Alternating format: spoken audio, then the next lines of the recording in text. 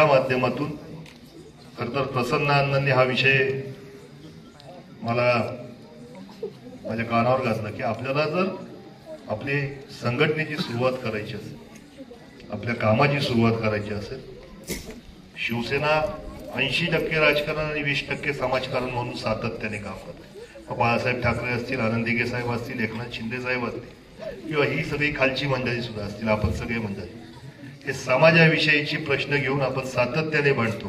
राजकारण हा पार्ट वेगळा आहे, तो 20% करणंच आहे, कारण राजकारण केल्याशिवाय सामाजिक प्रश्नांना आपल्याला त्यामधून जे हे द्यायचं, न्याय द्यायचा आहे तो आपण देऊ शकत नाही। आणि त्या माध्यमातून ह्या सगळ्या मंडळींनी जे आपल्याला मार्गदर्शन केलंय, त्यांच्या त्यांनी जे आपल्या पुढे समोर ठेवलंय आव्हान, त्या माध्यमातून आपण सातत्याने काम करतो। आणि आजही एक सामाजिक प्रश्न होऊ घातलाय, सामाजिक प्रश्नच आहे, कारण कला केंद्राच्या माध्यमातून ज्या ज्या कुटुंबांची वाताहत झाली, आमच्या नारायणगाव परिसरामध्ये अशी खूप सारी कुटुंब तुम्हाला नारायणगाव आणि पिंपळवणी दोन्ही गावांची दोन्ही गावात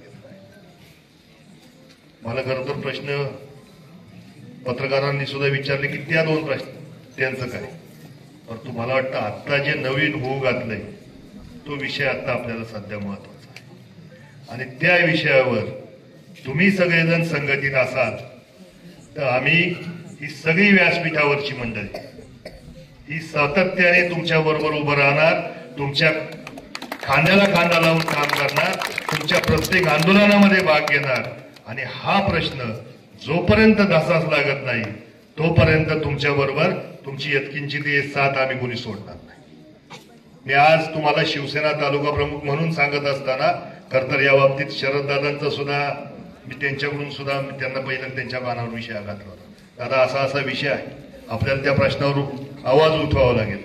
ते म्हटले निश्चित स्वरूपात या प्रश्नावर आपल्याला आवाज उठवायचाच आहे, मी आज इथं अनुपस्थित आहे, पण तुम्ही आल्यानंतर आणि मी जरी अनुपस्थित असतो तरी प्रशासनाला सांगू, जो आपण काल एक साधं निवेदन आपण दिले आणि त्या साध्या निवेदनाच्या माध्यमातून आपल्याला काल तात्पुरती बंदी आपल्याला मिळाली।